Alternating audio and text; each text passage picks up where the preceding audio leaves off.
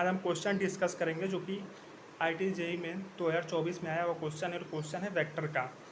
कि क्वेश्चन में हमको दिया गया है vector A equal to I cap plus 2j cap plus K cap, vector B equal to 3i cap minus 3j cap plus 3 cap, vector A dot C equal to 3 and vector A cross C equal to vector B, then vector A dot vector C cross B minus vector B minus C is equal to, A option है 24, B option है 38 और C option है 10 और D है none of this.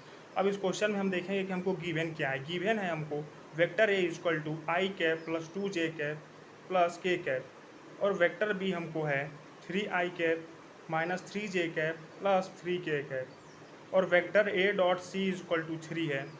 तो अगर vector A cross C equal to vector B है, then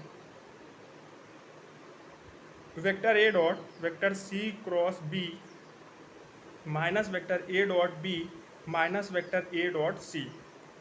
अब हम यहाँ पर इसको सॉल्व करने के लिए हमको पता है कि vector A dot C cross B by scalar triple product vector A cross C dot vector B हम लिख सकते हैं और वेक्टर ए क्रॉस सी की जो वैल्यू है वो हमको वेक्टर बी हमको गिवन है, इसलिए जो होगा vector B dot vector B. अब हम क्लियरली देख सकते हैं कि जो वेक्टर बी तो जो ए डॉट सी है इसको हम बी लिखेंगे।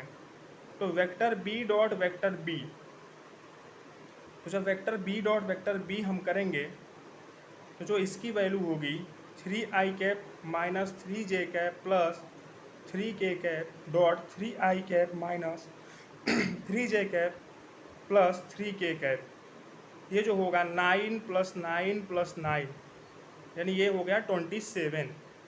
और अगर फिर हमें चाहिए vector A dot vector B, तो वेक्टर ए हमारा है I cap plus 2j cap plus K cap dot 3i cap minus 3j cap plus 3k cap. तो 3 हो गया 3 माइनस 6 प्लस 3, ये हो जाएगा 0। मतलब it means that vector A dot B जो होगा हमारा 0 होगा और वेक्टर ए डॉट सी हमको गिवन है 3। बस ये सब वैल्यू हम पुट कर देंगे इक्वेशन में।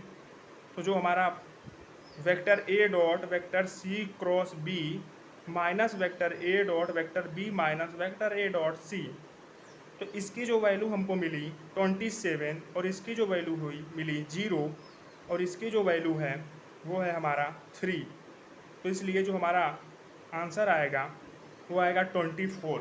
अब इसमें हमारा ऑप्शन में जो हमारा फर्स्ट ऑप्शन ए है वो करेक्ट हो जाएगा, बाकी हमारे इनकरेक्ट हो जाएंगे। तब तक के लिए थैंक्स।